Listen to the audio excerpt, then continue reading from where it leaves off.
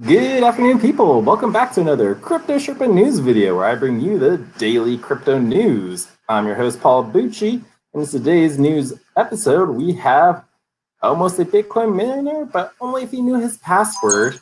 Also, more than 70,000 Ethereum has been burnt since the London hard fork. The future of cryptos belong to banks. Oh man, I am just messing that up. But yep, the future belongs to cryptocurrencies. Banks must embrace it, and Polygon links with Filecoin. So we got that news for you and more. So stay tuned.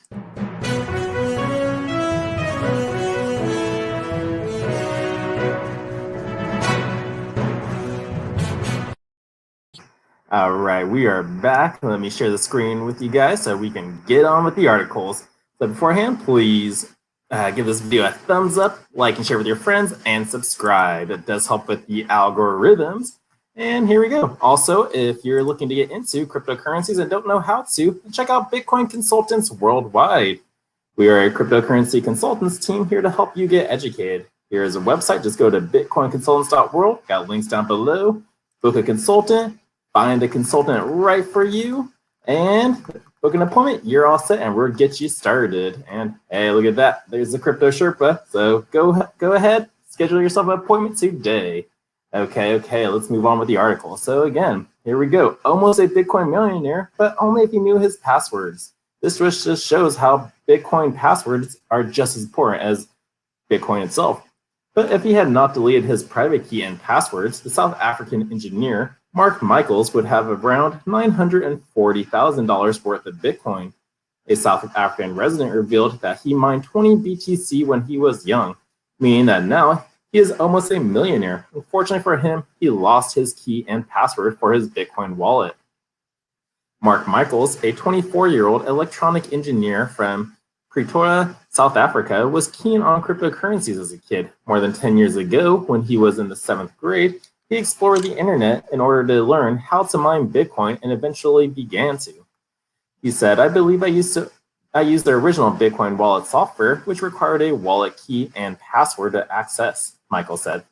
Working continuously for a few weeks, the engineer managed to mine 20 BTC at the time. The dollar value of the primary cryptocurrency stood at barely 0.0008 cents.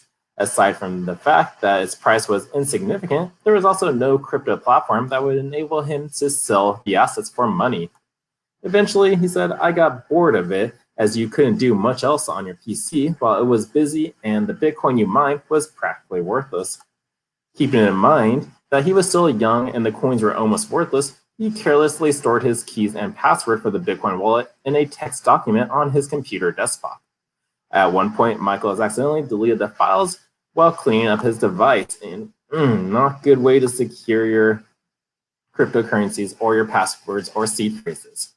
This little tidbit of nice theory tips actually does have some good meaning to it.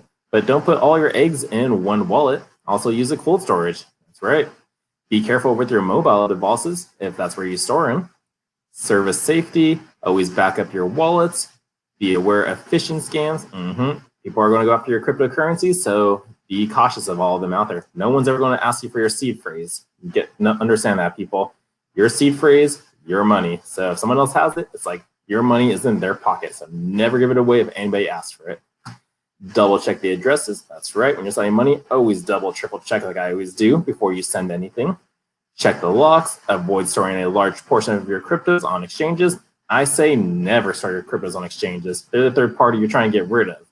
It's a one-on-one transaction, no more middleman, so don't use exchanges. That's my rule.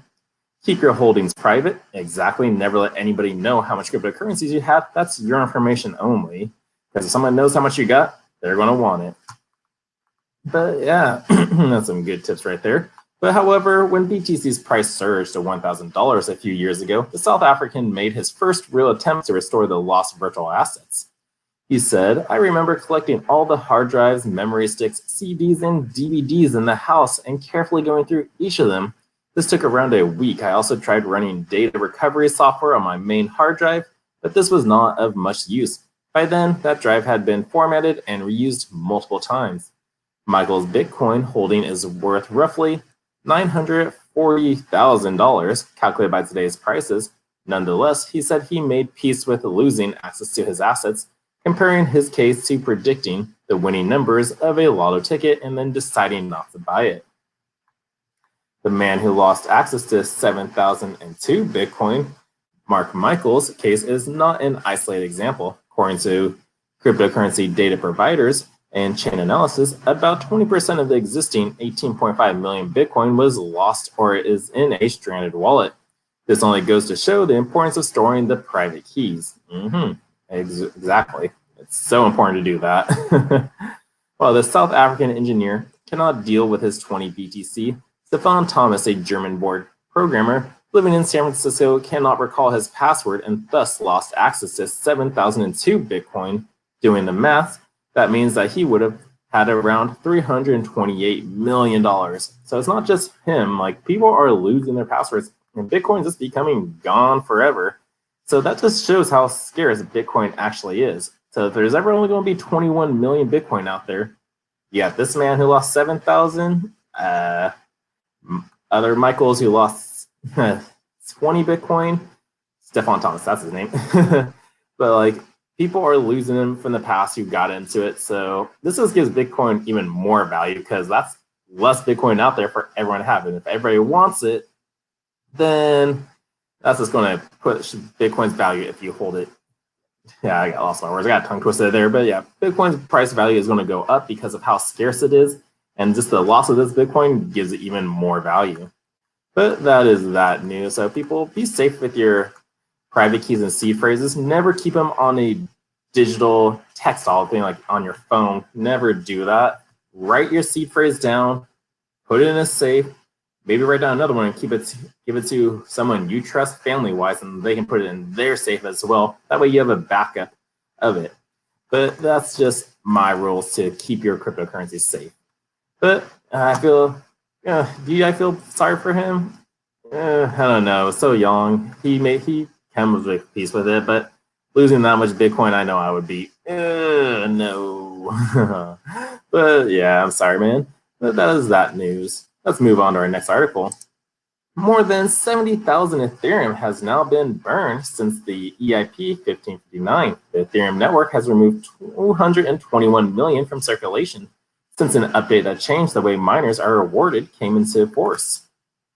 In the brief, on August 5th, Ethereum developers implemented a change to the network that burns gas fees instead of handing them directly to miners. $221 million worth of Ethereum has already been burned since the change.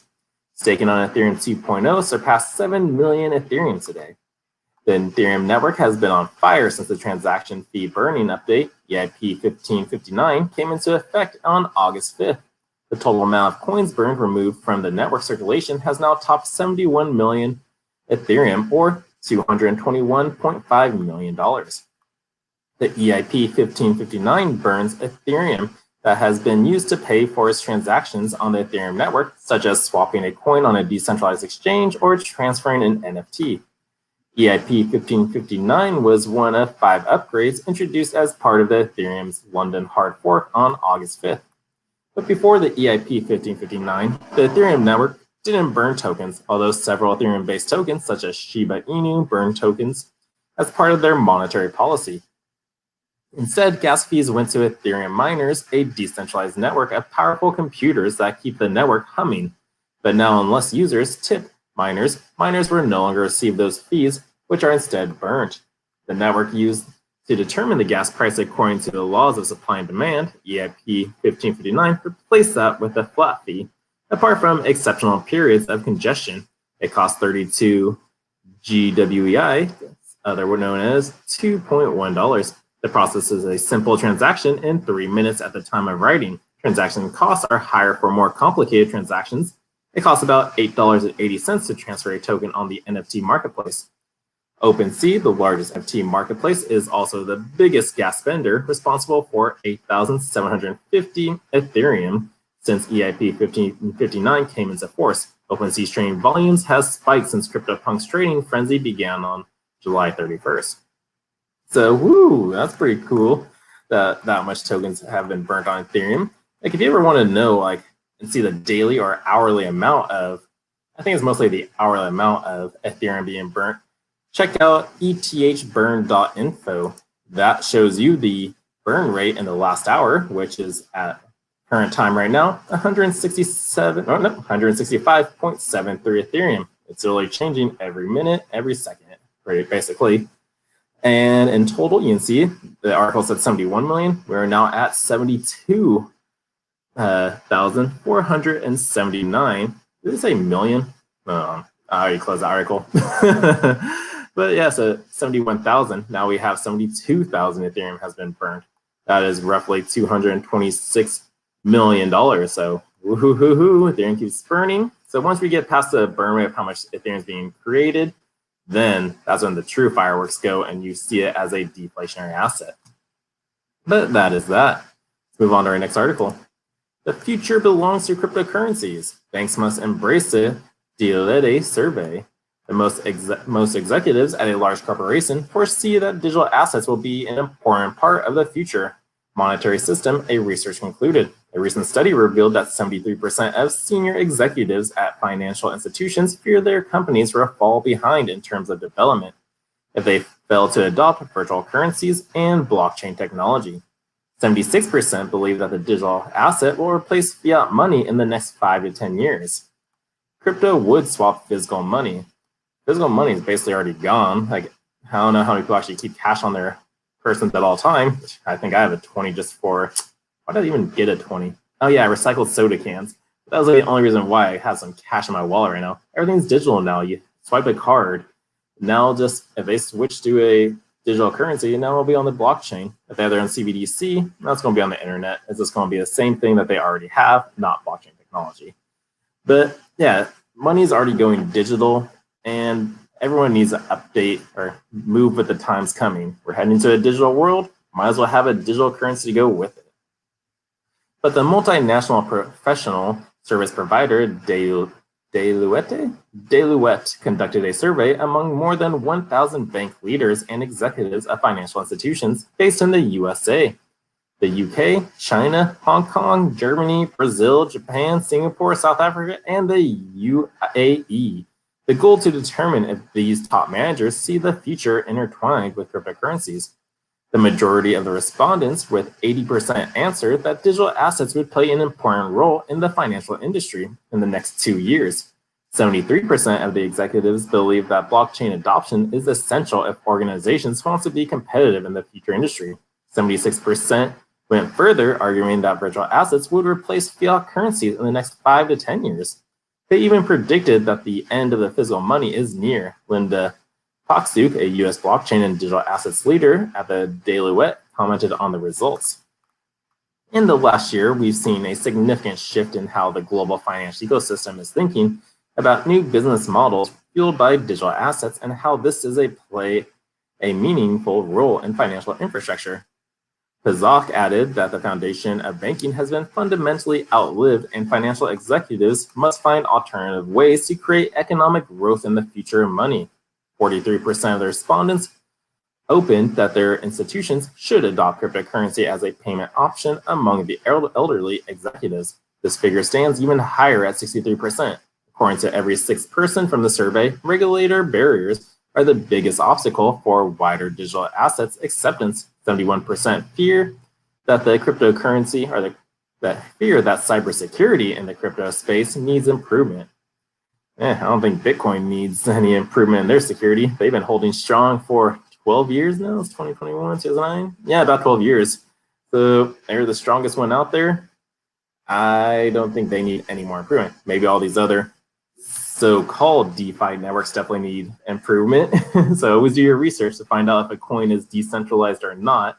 If it's centralized, then it definitely needs some more work added to it. But we do need to adopt a decentralized platform, let everything be open source, no more hidden agendas or nothing. Just let it all out in the open, because that's what blockchain technology does. It's an open source data network and no more hiding. We can find out if the election was actually correct. We can get the correct data on this COVID, I think, results or whatever. How's it I don't even know those people anymore. There's been so much news out there of everything. I forgot already. But yeah, the world needs to adopt blockchain technology because there's so much it can do for us to help us progress into the future. But that is that news. Let's move on to our last article of the day. Polygon links with Filecoin, how users will benefit from free storage. Pretty cool. Polygon did have that attack earlier, but their money was returned after the hacker showed out a flaw they had so they can fix it. But Layer 1 network Polygon continues to expand and solidify its position in the crypto space. Recently, they announced a new partnership with Filecoin, a network that allows users to store and transfer data via a native marketplace. The cooperation launched the Filecoin Polygon Bridge to increase their interoperability built by the Textile team. The bridge enables users to use any Polygon mainnet to connect with Filecoin storage and start storing data on Filecoin from any Polygon address without any conversions, signups, developer tokens, or secret exchanges. In addition, Textile Polygon and Filecoin announced further incentives for users and developers to leverage the bridge for the foreseeable future. They will cover all storage costs for every project using Textile Filecoin storage bridges. Thus, Filecoin will bring greater functionality to Polygon applications that require decentralized and verifiable data storage. The bridge will gradually improve the increase into usability and will launch a governance model. In that way, the community will have the power to decide the direction of the project and will operate as an additional incentive for users and developers to jump into and participate. And just where here I got to point this out right here, Polygon application requires decentralized and verified data storage. Polygon's not even, in my opinion, isn't truly decentralized. They say they are a decentralized financial institution, but they came up with an ICO at one point. And yeah, I don't invest in coins that had an ICO, IPO, or even an IEO. That's because that just gives the SEC, if they're from America anyways, the chance to shut them down overnight. We saw that with Reggie Middleton and the Veritasium token. So I just see anything with an ICO as a risk. But that's my rules that I follow to try to play it safe in the crypto world. Polygon tweeted, at Filecoin is coming to Polygon. A Textile Tilios, Filecoin's Polygon storage bridge, can store data from any Polygon address owner, accelerating the Web3 interoperability between Polygon and Filecoin's ecosystem. If you want to learn more, just click on the filecoin.io. And now this bridge will benefit from Filecoin's feature and any app. Smart contracts or services will still rely on the Interplanetary File System, IPFS, to retrieve data. Information will be available on any entity called storage contracts to be created with miners operating on the Filecoin network. If you want to read more of this article, just go to newsbtc.com and search up Polygon links with Filecoin. It goes on a little bit more, but I don't feel like I need to read all this article for you. Sometimes this takes too long, but the main point is Polygon is partnering up with Filecoin, and there we go. And as we finish the news for the day, let's take a look at the coin market cap. And let's see, Bitcoin is up 0.29%. We're at 49,293. We are so close to 50,000. Come on, Bitcoin, you can do it. You can do it, Bitcoin. Ethereum's at 3,200, almost $50. So we're almost at the 3,500 range for Ethereum. Kudos. Cardano is down $1.38% for today, but still holding above the $2 range, around $2.43. I don't like XRP. I don't like Doge. Polkadot, $28.23. We're up almost a full percent. Uniswap's at 28.58. We're down. Chainlink's at 28.21. Litecoin, 179. I keep saying I need to trade. Oh, there we go, 180. I keep saying I need to trade my TFUEL for some more Litecoin because Litecoin, once Mimblewimble technology hits, woo, private transactions and it's Bitcoin's little brother. So once all the Bitcoins basically run up, where do you think money's going to flow into? Ethereum, Litecoin, and basically all the other top 10 cryptocurrencies out there. And where's my Theta? There we go. Theta's up 0.76% at $7.32. And a bunch of other coins out there. And people, if you got something from this video, again, please give this video a thumbs up, like and share this with your friends, and also subscribe. I do appreciate all my new subscribers out there. And again, if you need help getting into the cryptocurrency world, I got links down below for Bitcoin consultants worldwide. Go ahead and take a look at all of our cryptocurrency consultants out there, and we will help get you started with whatever you need. So again, guys, thank you so much for watching. And the Crypto Sherpa will see you in the next video. Bye, guys.